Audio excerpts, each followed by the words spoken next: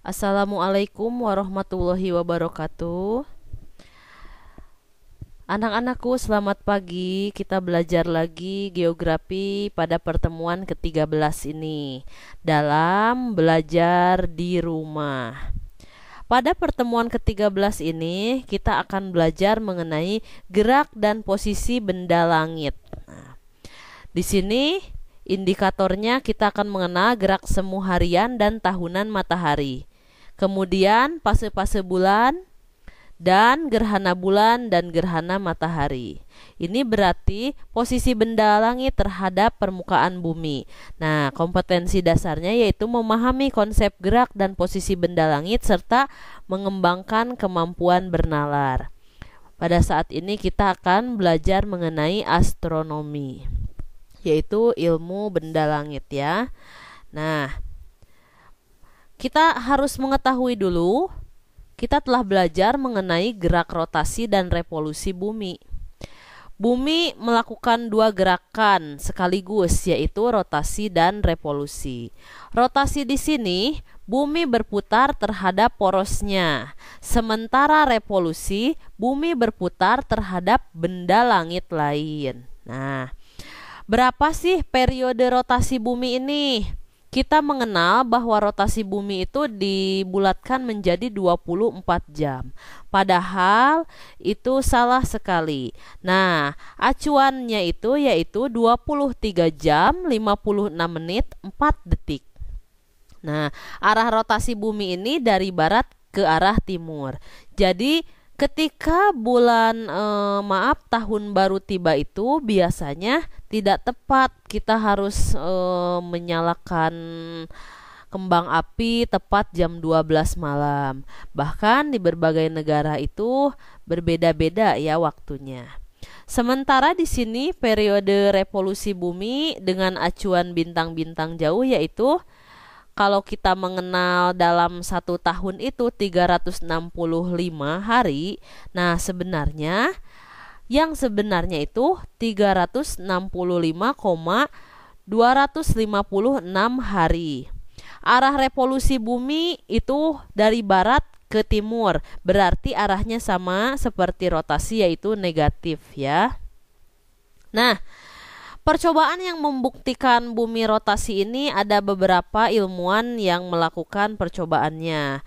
Percobaan yang pertama itu oleh Benzenberg yaitu tahun 1802 menjatuhkan benda dari puncak sebuah menara tinggi. Kemudian percobaan dari Reich menjatuhkan benda ke dasar sebuah sumur pertambangan. Tapi apa hasil yang diperoleh?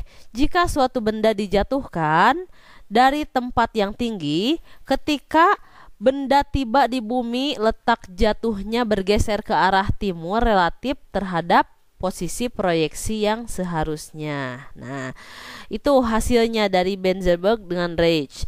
Kemudian percobaan dari Leon Foucault menggantungkan bandul dengan benang baja sepanjang sekitar 60 meter. Nah, sehingga menghasilkan garis jejak yang dibentuk bandul mengikuti arah yang berbeda-beda. Akhirnya menghasilkan rotasi. Nah, akibat-akibat rotasi ini telah kita ketahui bahwa terdapat akibat-akibatnya. Di sini yang pertama yaitu gerak semu harian benda langit. Terbit di timur, terbenam di barat ya. Itu hasil akibat dari rotasi. Pergantian siang dan malam. Kemudian bentuk bumi yang oblet elipsoid ini bentuknya pepat bukan bulat bumi itu karena ada perbedaan percepatan gravitasi. Kemudian perbedaan waktu terkait arah rotasi dan perbedaan bujur geografis. Terjadinya pembelokan arah angin. Di Indonesia sendiri kan kita mengenal ada angin muson barat, angin muson timur. Nah, sesuai hukum Weis-Ballot, udara bergerak dari tempat bertekanan tinggi ke daerah yang bertekanan rendah. Kemudian di belahan bumi utara, angin berbelok ke kanan dan sebaliknya. Nah, pembelokan nantinya ada gaya Coriolis, yaitu pembelokan arah arah angin ya. Kemudian di sini juga ada terjadinya pembelokan arus laut. Arus laut membelok searah jarum jam di belahan bumi bagian utara. Sementara di bumi bagian selatan itu berlawanan jarum jam ya. Nah, makanya di kelas 10 pada bab selanjutnya kita akan membahas nanti tentang arus laut di bab 7 ya. Nah, hasil pengamatan yang membuktikan bahwa bumi berevolusi itu adanya efek paralaks di sini. Perubahan kedudukan bintang dekat relatif terhadap bintang-bintang latar belakang yang lebih jauh letaknya. Kemudian ada aberasi cahaya bintang. Nah, di sini aberasi ini yaitu posisi yang sebenarnya sebagai akibat kombinasi gerak bumi dalam ruang dan keberhinggaan kelajuan cahaya yang berasal dari bintang yang diamati. Nah, ada efek Doppler juga ya, ada garis-garis spektrum bintang. Nah, dari ke arah merah atau biru nantinya warna cahaya bintangnya. Nah, kita lihat gambar di sini. Kita lihat waktu yang diperlukan cahaya untuk menempuh panjang tabung teleskop. Nah, ini simulasi dari membeloknya jejak cahaya dari sumbu optik teleskop ya. Nah, karena aberasi cahaya bintang, nah menimbulkan cacat yang disebut koma, nah, atau komet. Nah, selanjutnya ada gerak semu tahunan matahari. Nah, perubahan panjang siang dan malam. Nah, kalau di wilayah tropis panjang siang dan malamnya relatif sama, yaitu 12 jam siang, 12 jam malam. Nah, berbeda dengan panjang siang dan malam di belahan bumi utara atau selatan ya. Di tiap negara itu ada perbedaan panjang siang dan malamnya. Kemudian di wilayah-wilayah selain tropis seperti subtropis dan sedang itu ada pergantian musim. Pergantian musim ini ketika matahari berada di belahan bumi utara. Nah ya, ketika matahari ada di utara bumi, benua Asia mengalami musim panas. Di Indonesia itu kalau di Asia panas berarti di Indonesia itu musim kemarau. Nah, berbeda ketika matahari berada di belahan bumi selatan, benua Asia mengalami musim basah. Nah, di Indonesia itu musim hujan. Kemunculan rasi bintang yang berbeda di langit malam setiap bulannya, keperluan praktis masyarakat agraris. Nah, makanya dari sinilah ada munculnya rasi bintang yang kita kenal ada 13 buah bintang. Nah, ini kita animasikan bahwa ini merupakan animasi dari rasi-rasi bintang ya, bola langit. Nah, di sini kita dapat melihat garis-garis di sini yaitu garis-garis rasi bintang yang disatukan sehingga membentuk suatu bentukan yang kita kenal, kita lihat bahwa dahulu itu menamai nama bintang itu sesuai dengan bentukan-bentukan yang terlihat di permukaan bumi, seperti rasi bintang kalajengking, Pisces seperti ikan ya. Nah, karena fenomena presisi atau arah yang ditunjuk oleh kutub rotasi bumi berubah, jumlah zodiak yang berada di ekliptika bertambah menjadi 13 buah. Nah, ini sebenarnya rasi-rasi bintang ini menggabungkan ketika akan adanya bulan apa dia akan muncul. Seperti ikan gitu ketika bulan Maret. Nah, berarti itu rasi bintang Pisces. Kemudian kita lihat di bulan November. Ini ada titik-titik bintangnya membentuk seperti kalajengking. Nah, berarti menamai itu rasi bintang kalajengking gitu ya. Nah, fenomena presisinya kita lihat perubahannya, perubahan orbit buminya. Nah, ini sudah tahu ya. Zodiak waktu lamanya, bulan apa waktu barunya. Nah, ini kalian bisa mengetahui. Nah, kalau ibu sendiri di sini zodiaknya Pisces itu ya, antara 22 sampai 21 Maret. Nah, itu ya. Fase-fase bulan kita lihat ketika malam hari bulan itu terlihat ada sabit ya, kemudian itu hampir penuh.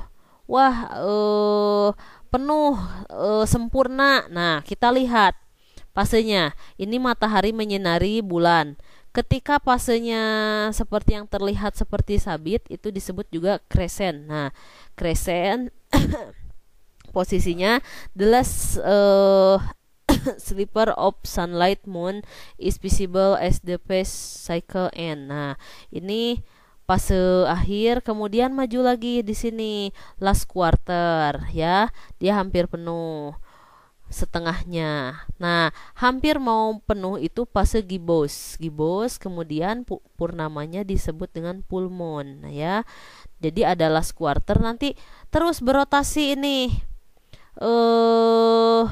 Selama 28 hari ya, fase bulan ini akan terus berubah dari sabit sampai ke full moon, sabit, setengah, gibbous, kemudian full moon, terus itu fasenya 28 hari.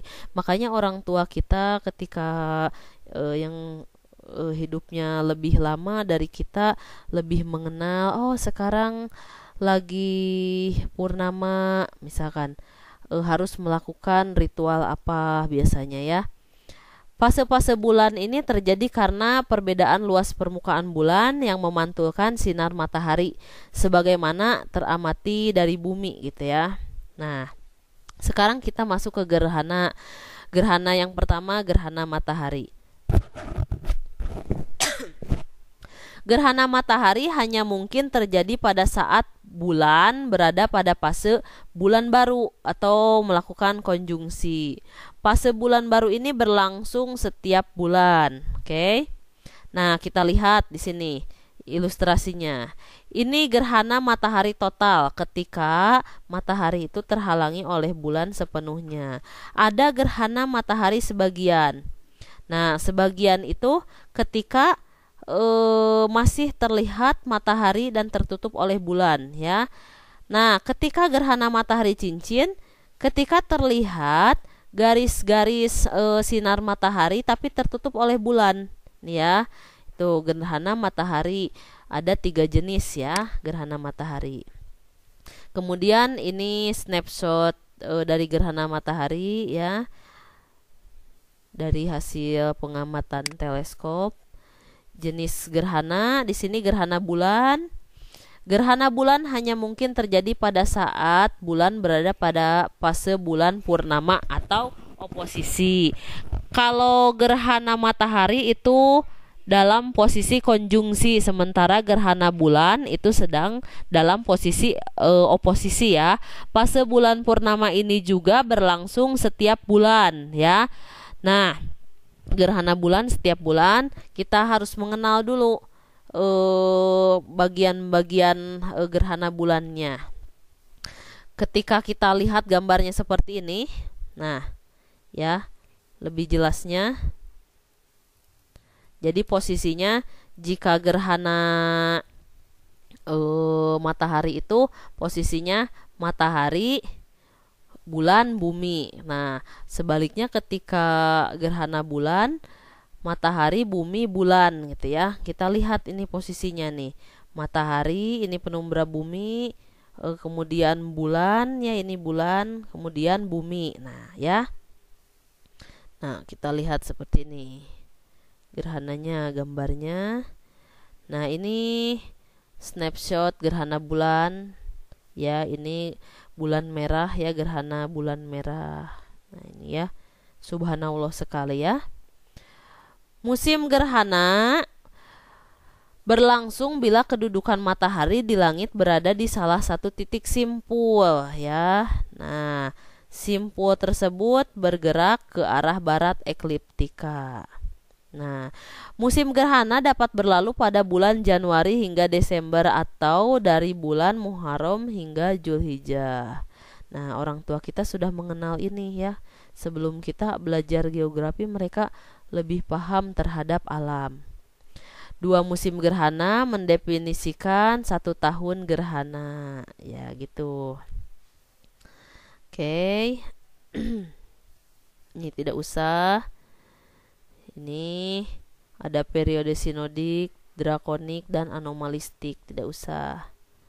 Nah, gerhana yang mirip akan berulang kembali terjadi. Seluruh gerhana, baik gerhana matahari maupun gerhana bulan, dengan nomor Saros yang sama, masing-masing terpisah sejauh 18 tahun, ya, 10, 1/3 atau 11. Nah, oke. Ini yang mau ditunjukkan sama ibu ya. Nah, ini bentar. Boleh sambil dilihat ya slide-nya. Ini Sari Saros, gak usah. Ya, oke, memprediksi gerhana matahari per bulan. Nah, oke. Terima kasih, pertemuan pada kali ini tentang bumi dan matahari, tentang bulan dan matahari telah tersampaikan. Silahkan videonya ditonton ulang. Kemudian tugasnya silahkan dikerjakan pada e-learning. Oke? Oke. Terima kasih atas perhatiannya. Assalamualaikum warahmatullahi wabarakatuh.